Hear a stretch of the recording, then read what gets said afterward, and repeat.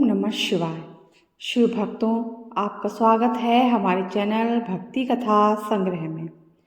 आज हम आपके सामने प्रस्तुत करने जा रहे हैं श्री शिव महापुराण तृतीय खंड से शिवजी द्वारा संध्या को वरदान।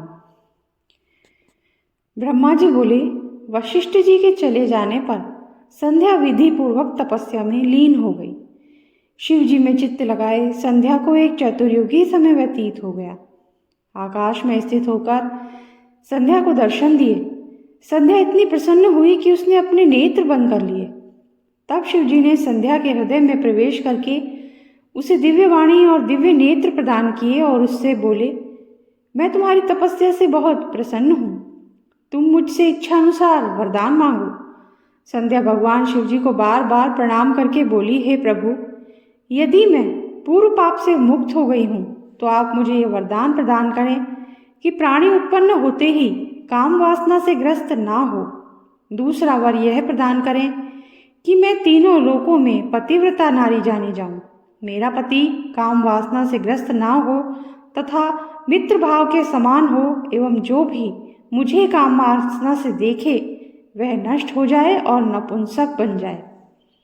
भगवान शिवजी ने तथास्तु कहकर संध्या से पुनः कहा, हे पुत्री, अब मैं मनुष्यों की आयु को 4 भागों में विभाजित कर देता हूँ, शैशव, कुमार, यौवन और वृद्ध। प्राणी जब यौवन अवस्था में आएगा तभी उसमें काम वासना जागृत होगी। अब कोई भी प्राणी जन्म लेते ही कामी नहीं होगा। इस त्रिलोकी में तू सर्वश्रेष्ठ सती होगी। तेरे पति के अतिरिक्त यदि अन्य पुरुष तुझे काम वासना से देखेगा तो वह नपुंसक बन जाएगा। तेरा पति 7 कल्पों तक जीवित रहेगा और बड़ा भाग्यवान होगा। तुम्हारा अग्नि में जलकर भस्म होना निश्चित है। देखो, मेधातिथि ऋषि 12 वर्ष से यज्ञ कर रहे हैं। तुम उनकी यज्ञाग्नि में जाकर भस्म हो जाओ।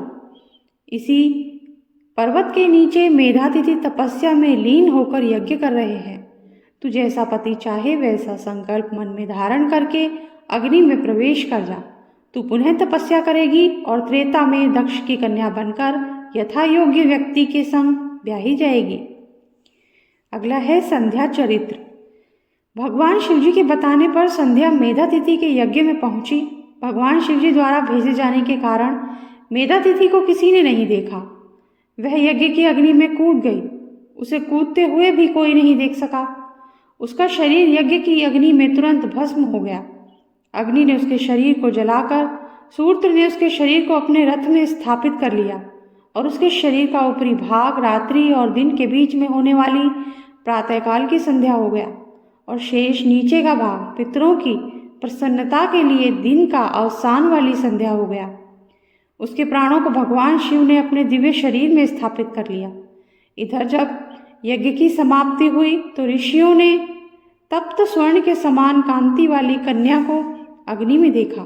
इस पर मेधातिथि ने उसे अपनी गोद में उठा लिया तथा यज्ञ के जल से स्नान कराया और उसका नाम अरुंधति रखा।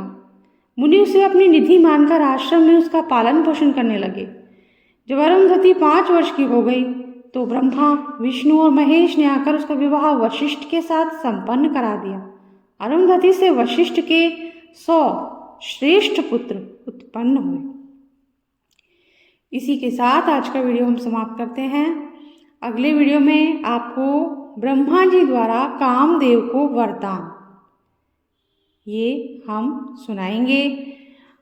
और अगर आपको हमारा वीडियो अच्छा लगा हो तो लाइक कर दीजिए और चैनल को सब्सक्राइब कर दीजिए, बेल आइकन प्रेस कर दीजिए ताकि हमारे आगे आने वाले वीडियोस भी आपको आसानी से मिल सके। Thank you. जय शिव शंभू।